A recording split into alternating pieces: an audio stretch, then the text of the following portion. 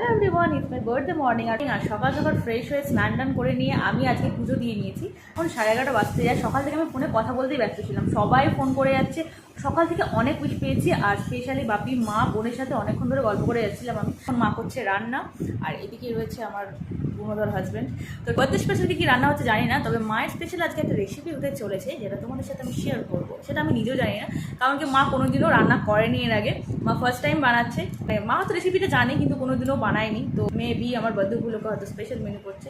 ঠিক আমি রান্না করে গিয়ে দেখলাম যে মা সমস্ত সবজি একসাথে মানে সেদ্ধ টেদ্ধ বসিয়েছে। তো মাকে এই যে আমি বললাম রেসিপির কথা বলতে বলতে মা চলে এসেছে।